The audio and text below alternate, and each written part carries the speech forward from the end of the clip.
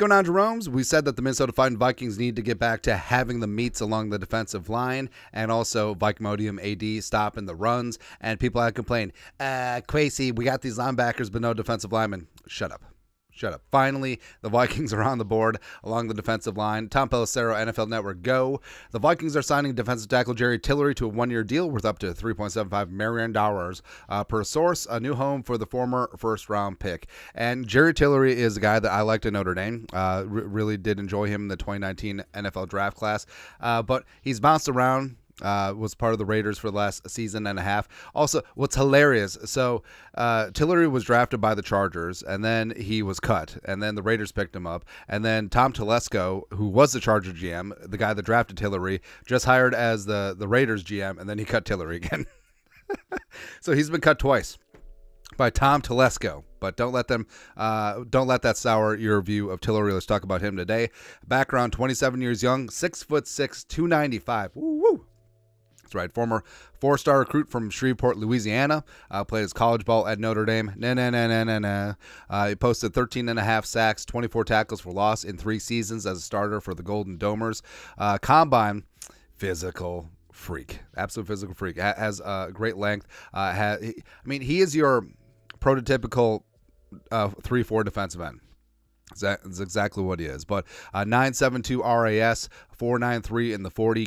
A great 10-yard split as well. Elite in the jumps and elite in the agility drills. Ended up being a number 28 overall pick in the first round by the Chargers. His draft profile from LanceErlineNFL.com. The upside is there. Projection rounds 1 to 2. NFL comp, Stephen Tuitt. Do it like Tuitt. Overview. Tillery is a projection-based prospect with first-class traits and dominant potential, but he's still searching for more consistency from game to game. While his frame is suited for a role as an end in a classic 3-4 scheme, he has plenty of tape showing he shouldn't be scheme-dependent on the next level. Scouts would like to see more dominant tape considering his size and power, but if he takes coaching and learns to unleash his hands, he could become a truly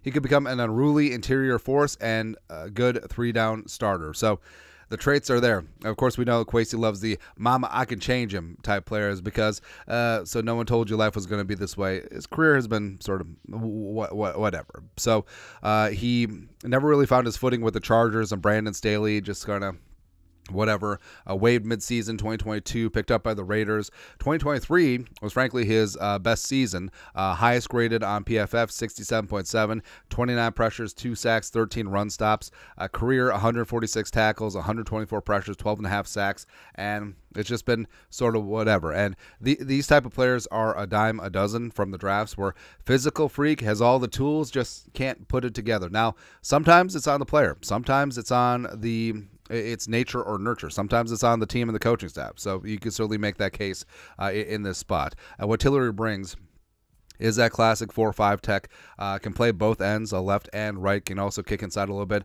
Length and power, good against the run.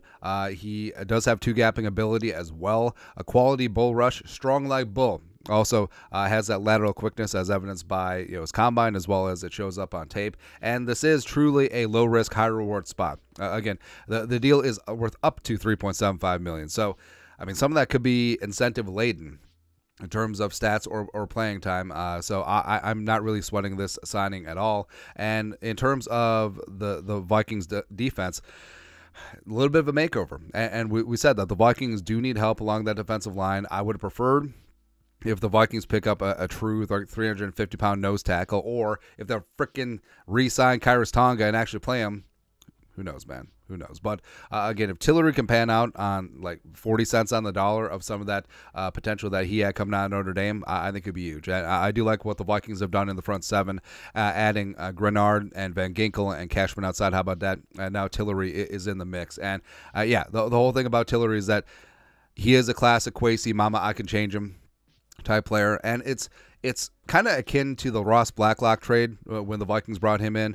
Blacklock was a former number 40 overall pick by the Texans, a physical freak coming out of TCU. Did that work out? No. Should Quasey keep bringing in guys that haven't worked out but have a high draft pedigree, have physical tools, and their potential could be reached here with the Vikings' great coaching staff? Yes, absolutely. Keep churning and burning and taking these low-risk, high-reward spots and then go from there. Go from there, man. But your thoughts are our thoughts. Vikings adding to the defensive line, signing Jerry Tillery to a 1-year deal. Let us know your thoughts and our thoughts in the comment section below. Subscribe for daily Vikings takes. Want to support the work? Put a little something in the Venmo. But till next time, Skol, production value.